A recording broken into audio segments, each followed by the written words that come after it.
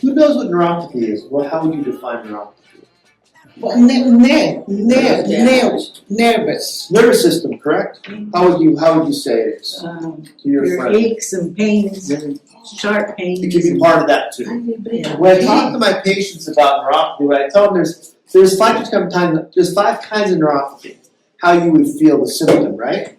One is pain, one is numbness, one is tingling, one is burning, and one can be weakness. I have every single one. Congratulations. All of the above for you. I have every single one. That's true. I have every All the single above for one. you. They're fine. So when it comes to my office, they go, I have this going on. I want to know if it's neuropathy or not, especially if it's pain, right? If it's pain, it can be either muscle, can be joint, or can be nerve or neuropathy. So I want to make sure, thank you, Ghost, for closing the door, appreciate it. I want to make sure where it's coming from, and also once I have the symptom of what it is, burning, tingling, numbness, weakness, or pain, sharp pain especially, I want to know what location.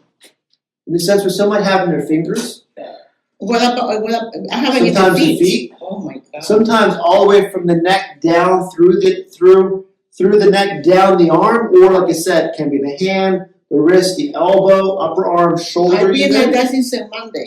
Monday. Yep. We'll talk. I'll get you adjusted afterwards too. We're losing things up. So you have to blow your buttocks. Exactly. I've been very sick this week. It can be from your pelvis too. Probably it can be from your lower back to your hip, even to your knee, to your ankle, to your feet. But you don't have it, now I haven't been blow my